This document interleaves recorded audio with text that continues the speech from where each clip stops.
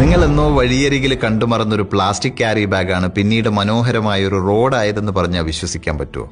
അതെ, ലോകം മുഴുവൻ മാലിന്യമെന്ന് പറഞ്ഞ് തള്ളിക്കളഞ്ഞൊരു വസ്തുവിനെ കൊണ്ട് ഒരാൾ ഗംഭീരമായൊരു റോഡ് പണിതു.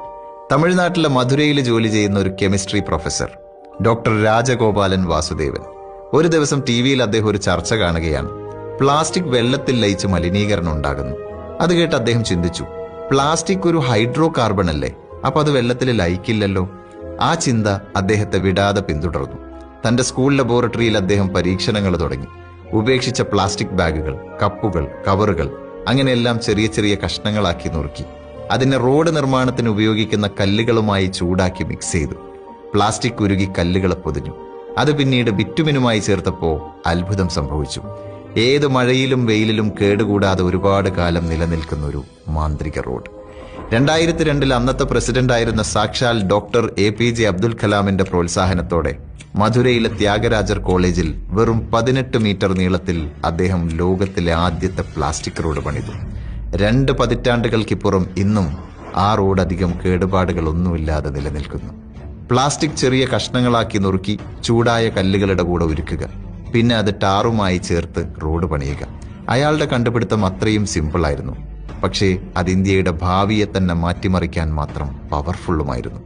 വെള്ളം കയറുന്നത് മൂലം ഉണ്ടാകുന്ന തകരാറുകൾ കുറയും, റോഡിന്റെ ആയുസ് ഇരട്ടിയാകും, ബിറ്റുമിന്റെ ഉപയോഗം കുറയും. ഏറ്റവും പ്രധാനമായി നമ്മൾ ഉപേക്ഷിച്ച പ്ലാസ്റ്റിക്കുകൾക്ക് വീണ്ടും ഒരു പുതിയ ജീവിതം ഉണ്ടാവും. 2006 അദ്ദേഹം ഈ സാങ്കേതിക വിദ്യ പേറ്റന്റ് ചെയ്തു.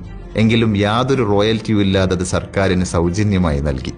പിന്നീട് പല സംസ്ഥാനങ്ങളും ഈ രീതി സ്വീകരിച്ചു. 2015 കേന്ദ്ര ഗതാഗത മന്ത്രാലയം പ്ലാസ്റ്റിക് മിശ്രിത റോഡുകൾ നിർമ്മിക്കുന്നത് നിർബന്ധമാക്കി.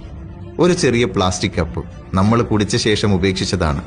ആ കപ്പ് പിന്നീട് വെള്ളത്തിൽ പൊങ്ങിക്കിടന്ന് മത്സ്യങ്ങൾക്ക് ഭീഷണിയാകണോ, അതോ നാളെ നമ്മൾ ഉപയോഗിക്കാൻ പോകുന്ന റോഡിന്റെ ഭാഗമാകണോ? ലോകം പ്ലാസ്റ്റിക്കിന് ഒരു പ്രശ്നമായിട്ട് കണ്ടപ്പോൾ ഡോക്ടർ വാസുദേവൻ അതിലൊരു പരിഹാരം കണ്ടു. പ്ലാസ്റ്റിക് നമ്മുടെ ശത്രുവല്ല, മറിച്ച് അതൊരു വിഭവമാണ് എന്ന ഒരാളുടെ ചിന്ത ലോകത്തെ മുഴുവൻ മാറ്റി. ഇന്ന് ഇന്ത്യയിലെ പല സംസ്ഥാനങ്ങളിലായി 1 ലക്ഷത്തിലധികം കിലോമീറ്റർ നീണ്ടുകിടക്കുന്ന പ്ലാസ്റ്റിക് റോഡുകളുണ്ട്.